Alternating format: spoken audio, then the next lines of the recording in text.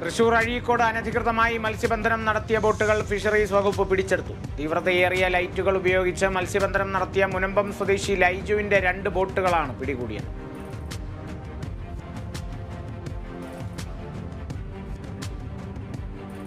കൊല്ലം പൂയപ്പള്ളിയിൽ കാപ്പ നിയമപ്രകാരം കുപ്രസിദ്ധ ഗുണ്ട പോലീസ് പിടിയിൽ.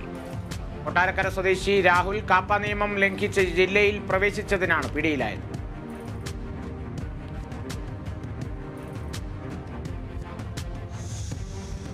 തിരുവനന്തപുരം നെയ്യാറ്റിൻകരയിൽ യുവാവിനെ മരിച്ച നിലയിൽ കണ്ടെത്തി. പൊഴിയൂർ സ്വദേശി ഡേവിഡിനെയാണ് ലോഡ്ജിൽ മരിച്ച നിലയിൽ കണ്ടെത്തിയത്.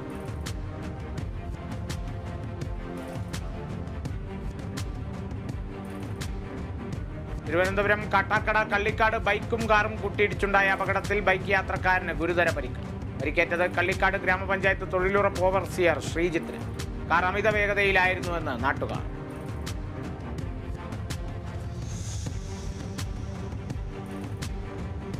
തൃശൂർ ചാലക്കുടിയിൽ BNI ഡോമിനേറ്റേഴ്സ് ചാപ്റ്ററിന്റെ നേതൃത്വത്തിൽ സംഘടിപ്പിക്കുന്ന തിരുനാൾ എക്സ്പോ ഫെബ്രുവരി 8-ന് ആരംഭിക്കും. സനീഷ് കുമാർ ജോസഫ് MLA ഉദ്ഘാടനം ചെയ്യും.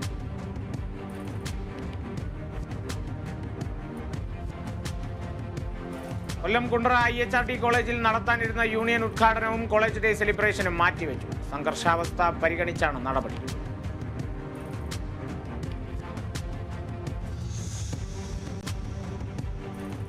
മലപ്പുറം ആലങ്കോട് പഞ്ചായത്തിലേക്ക് UDF പ്രതിഷേധ മാർച്ച് സംഘടിപ്പിച്ചു. ഭാര്യയെ ആക്രമിച്ച് പരിക്കേൽപ്പിച്ച കേസിൽ standing committee chairman Muhammad Sharif രാജിവെക്കണമെന്നാവശ്യപ്പെട്ടാണ് മാർച്ച്.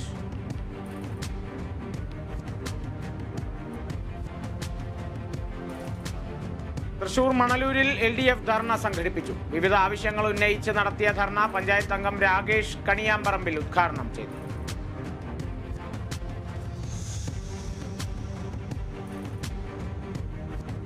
ആലപ്പുഴ ചെങ്ങന്നൂരിൽ തിരുവൻവണ്ടൂർ ചാരിറ്റബിൾ സൊസൈറ്റി വാർഷികം സംഘടിപ്പിക്കും. മന്ത്രി സജി ചെറിയാൻ ഉദ്ഘാടനം ചെയ്യും. കൊടിക്കുന്നിൽ സുരേഷ് MP മുഖ്യാതിഥിയാണ്.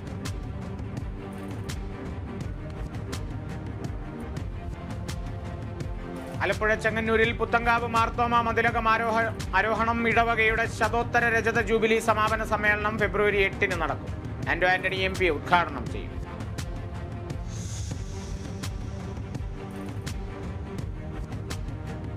മലപ്പുറം തവനൂരിൽ ആരോഗ്യമാനന്ദം എന്ന പേരിൽ ബോധവൽക്കരണ ക്യാമ്പയിൻ സംഘടിപ്പിച്ചു. പഞ്ചായത്ത് പ്രസിഡന്റ് CP നസീറ ഉദ്ഘാടനം ചെയ്തു.